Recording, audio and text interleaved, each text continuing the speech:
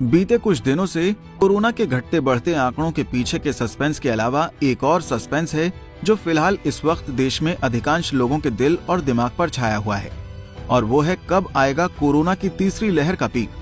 आपको बता दें कि देश में बीते 24 घंटे में 2.5 लाख से ज्यादा मामले सामने आए। पिछले दिन के मुकाबले 50,190 मामले कम रहे। साथ ही देश में कुल 614 लोगों की मौत हुई और एक्टिव मामलों की संख्या 22,36,000 के पार पहुंच गई। एक्सपर्ट्स ने यह भी कहा कि दूसरी लहर की तुलना में नए वेरिएंट में हॉस्पिटलाइजेशन के मामले बहुत कम हैं, लेकिन पहले से किसी बीमारी से जूझ रहे कोरोना संक्रमितों को अभी भी हॉस्पिटल में एडमिट करने और आईसीयू बेड की जरूरत पड़ रही है। तो इसके बाद प्रश्न ये आया कि अगर ये कोरोना की तीसरी लहर का पीक नहीं है तो और क्या कहलाएगा, और आखिरकार कोरोना की तीसरी लहर का पीक कब आएगा। तो इन्हीं सवालों का जवाब लेकर आज हम आए हैं आपके पास। कब आएगा कोरोना की तीसरी लहर का पीक?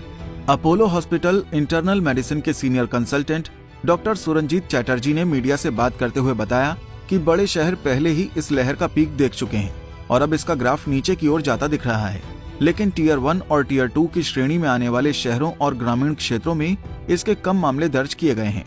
एक देश के रूप में भारत अगले 1 या 2 हफ्तों के अंदर तीसरी लहर का पीक देख सकता है।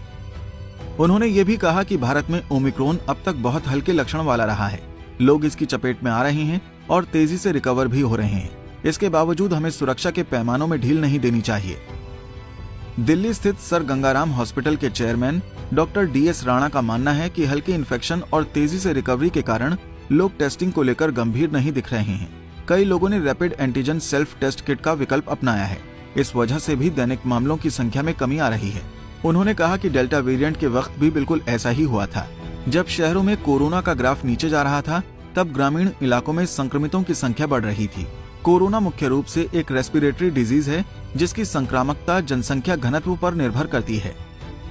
कुछ एक्सपर्ट्स के मुताबिक डेल्टा लहर के विपरीत बहुत से लोगों ने गांव जाने की बजाय शहरों में ही रहने का विकल्प चुना। इन सब के बावजूद नए वेरिएंट के हाई ट्रांसमिशन के कारण ग्रामीण इलाकों में रहने वाली आबादी निश्चित तौर पर अगले कुछ हफ्तों में नई लहर का पीक देखेगी।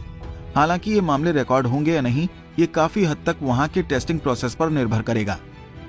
आपको बता दें कि एक्सपर्ट्स ने लोगों को आगाह करते हुए कहा कि नए वेरिएंट ओमिक्रॉन से आई कोरोना की तीसरी लहर ने भारत को अपनी चपेट में ले रखा है। WHO ने भी ओमिक्रॉन को वेरिएंट ऑफ कंसर्न के रूप में कैटेगराइज किया है, जो सबसे पहले दक्षिण अफ्रीका में पाया गया था।